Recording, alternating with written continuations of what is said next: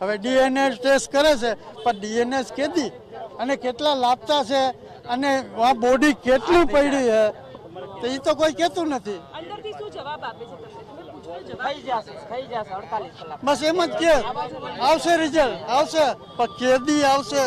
હવે અમે તો અહીં હુકાઈ ગયા, ઘરના કોઈ ખાતાય નથી. તમારા પરિવારના કેટલા સભ્યો? તમારા પરિવારના કેટલા લોકોને? 5 સભ્યો છે. કોણ કોણ છે? 5 છે. એમાં 2 દીકરાની દીકરી છે, એક જમાઈ છે વેરાવળનો, પછી એક હાડાનો છોકરો છે એની બોડી સવારે હોપી અને એક માસીના દીકરાને, એમ 4 નથી હોપી હજી. અચ્છા દાદા, ડીએનએ રિપોર્ટની માહિતી ક્યારે આપી તમને? આપી જ નથી હજી. અચ્છા, એ કાલ લખી દીધું હતું, કાલ લખી દીધું ડીએનએ. તેને હારાને વાથી બોલાવ્યા વેરાવળથી, એ બિચારા કાલના શેકાય, હજી કાંઈ ઠેકાણું છે નહીં. શું કરવું? હા, એ લોકો શું કહે? કોણ કાંઈ જવાબ જ નથી મળી જાય. પણ કેદી તમે કયો ને મહિનાથી પછી આવીએ, બીજું શું કરવું આપણે? જે યાદી બનાવાઈ છે એમાં તમારા પરિવારના સભ્યનું નામ છે? છે જ ને, હોય જ ને. કાલ તો ટીવીમાં ફોટા આવતા હતા બધા છોકરીઓના. કોની સાથે છેલ્લે વાત થઈને શું જવાબ મળ્યો? કાંઈ વાત જ નથી થઈ. એ પેલા ફોન જરાક ઉપાડ્યો, રિંગ વાગી, પછી રિંગ બંધ થઈ ગઈ, કાં મોબાઈલ કોક લઈ ગયું હોય ને કાં હરગી ગયા હોય. અચ્છા, કોઈ અધિકારી સાથે વાત થઈ છે કે નહીં? અધિકારી મળે તો ને, અંદર ક્યાંય જવા તો દેવા જ નથી. કોઈ અંદર એ જવા નથી દેતું ક્યાંય. બસ અહીંયા જે આવીને મળે. આ પ્રકારની પરિસ્થિતિમાં તંત્રએ કયા પ્રકારની કાર્યવાહી કરવી? કાર્યવાહી તો જે અધિકારીને કરવાનું, આપણે શું કરીએ? કયા પ્રકારની કાર્યવાહી કરવી? સવારે 5 વાગે આપી તો 6 કલાકથી 6 કલાકનો એક પણ રિપોર્ટ, એટલા બધા રિપોર્ટ તો શું થાય વચ્ચે એટલો ગેપ શા માટે? ક્યાં છે તમારા સાહેબ? ક્યાં છે સાહેબ? ને તમારા સાહેબ ને કહો ને અમે અંદર તોડી નાખો. સાહેબ ને ત્યાં જઈ લે, ભલે મને જેલમાં પૂરતા તોડીને કરી દી આપી. તમે ખાલી વાતચીત કરો. 26 કલાક થઈ સાહેબ, 26 કલાક થઈ ગઈ.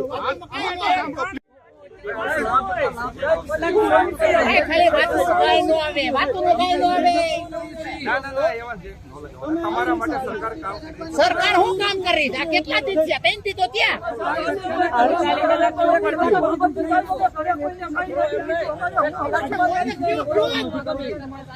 પોલીસ આવી જાય. કલાકની અંદર સરકારની દલાલી થાય છે કે નહીં? સમજો તમે એના માટે જો આની તપાસ માટે ઓલરેડી સીટની રચના કરી, તમને ખ્યાલ છે.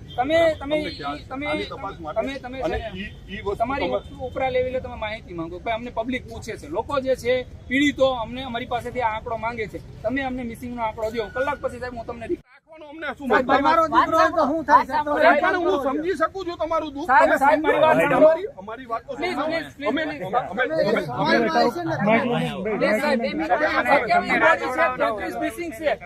મિનિમમ આંકડો 33 નો મિસિંગ નો છે, 27 સાંભળો તો ખરા, સમજો તમે, સમજો. રિપોર્ટ ન લાવવા અમારું એવું હોય કે અમે રિપોર્ટ ન લાવીએ, સમજો. આ બધી પ્રોસિજર કેમ નથી રિપોર્ટ? પ્લીઝ મારી વાત સમજો તો પેલા આવડો તમારો કોઈ વાંક નથી. અમે વહી જઈએ, તમે સાચા છો, હું સમજુ છું. તમે 1 કલાકમાં રિપોર્ટ આપી શકશો? કલાકમાં રિપોર્ટ આપી શકશો? સમજો, હું ઓથોરાઇઝ નથી એના માટે. તો ડોક્ટર ને મોકલો, જે વ્યક્તિ ડોક્ટર ને બોલાવો, ખબર તો પડે ને સાહેબ. અમને ડોક્ટરને મોકલો, કોઈ અધિકારી પોલીસ સાથે અમને કઈ વાંધો, પણ ડોક્ટર ને બોલાવો, ડોક્ટર ને અમે પૂછી લે. અમદાવાદ ને મુંબઈ ને દિલ્હી જવું પડે તો તમે આવી વસ્તુ ન હોવી જોઈએ.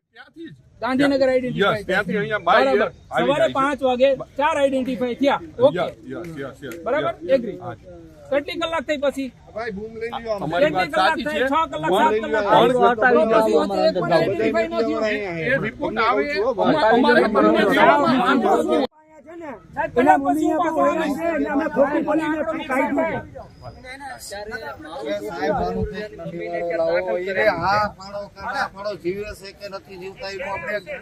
અમને આપો કઈક રિપોર્ટ આપો અમને. ભલા મોણા કાલના બેઠા છીએ.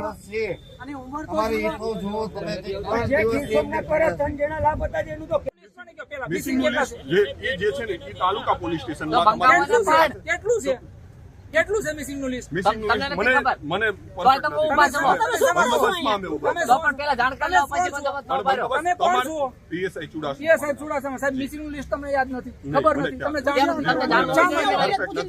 Perfect આ તો મને નથી ખબર. હાલો, હવે તમારો ભૂકંપ પ્રશ્ન શું છે? ભૂકંપ 33 છે. માનો ભૂકંપ 33 છે. અગાઉ જે 4 મૃતદેહ છે એમના પરિવારજનોને સોંપવામાં આવ્યા હતા.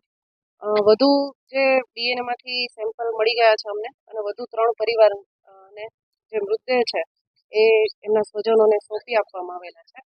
અને હજુ એફએસએલમાં જે કામગીરી છે ચાલુ છે. જેમ જેમ અમને રિપોર્ટ્સ મળતા જશે એ રીતે અમે એના પરિવારનો સંપર્ક કરી અને એમને જે મૃતદેહ છે એ સોંપી દઈશું. જે અત્યારે સોંપવામાં આવ્યા છે એમાં ઓમદેવસિંહ ગજેન્દ્રસિંહ ગોહિલ, વિશ્વરાજસિંહ જશુભા જાડેજા અને આશાબેન ચંદુભાઈ કાથડ, આ 3ના પરિવારજનોને સત્યપાલસિંહ જાડેજા, સ્મિત વાળા, સુનિલ સિદ્ધપુરા અને જિગ્નેશ કાળુભાઈ ગઢવી, આ 4ને સવારે સોંપવામાં આવ્યા હતા અને વધુમાં 3 અત્યારે સોંપી. હજી જે 27 હતા એમાંથી આપણે 7 સોંપી દીધા છે, 20 છે અત્યારે હોસ્પિટલમાં કોલ્ડ સ્ટોરેજમાં રાખવામાં આવેલી છે કોલ્ડ રૂમમાં. અને જેમ જેમ એફએસએલમાંથી મળતા જશે રિપોર્ટ એ રીતે તમારા પરિવારનો સંપર્ક કરી અને આપવામાં આવશે. હવે એ એફએસએલમાંથી એની ટેકનિકલ કામગીરી છે, એની કામગીરી એફએસએલમાં થઈ રહી છે. એફએસએલમાં પણ સતત આપણે જોયું હશે એ રીતે અધિકારીઓ અને એના કર્મચારીઓ છે સતત હાજર છે ત્યાં, અને જેટલું વહેલી તકે બને એટલું શક્ય, જેટલું બને એટલું જલ્દી તમામના પરિવારજનોને સોંપી દેવા માટે તંત્ર દ્વારા કામગીરી કરવામાં આવે. એફએસએલના અધિકારીઓ સાથે કોઈ વાતચીત થઈ છે? એફએસએલના અધિકારી સાથે અહીંયાથી અમે સિનિયર ઓફિસર બધા સતત કોન્ટેક્ટમાં જ છીએ. જેમ જેમ એમની કાર્યવાહી થતી જાય છે એમ એફએસએલ દ્વારા અમને જાણ કરવામાં આવે છે અને તાત્કાલિક જે પરિવારજનો છે એમના મૃતદેહ સોંપી દે છે. Thank you. ડીએનએ જે છે અમને જેટલાના રિપોર્ટ્સ મળે છે એને પણ જાણ કરીએ છીએ, અને જેના રિપોર્ટ્સ હજી સુધી જે મિસિંગ છે એમના પરિવારજનો સાથે પણ અમે સતત સંપર્કમાં છીએ. અહીંયા હાજર છે એમને પણ કહ્યું છે કે અમારા હેલ્પલાઇન નંબર છે, અમારો કોન્ટેક્ટ કરે. અમારા દ્વારા પણ અહીંયા વ્યવસ્થા કરવામાં આવી છે, એ લોકો બેસી શકે શાંતિથી, અને કોઈને પણ પ્રશ્ન હોય તો અમે હેલ્પ ડેસ્ક પણ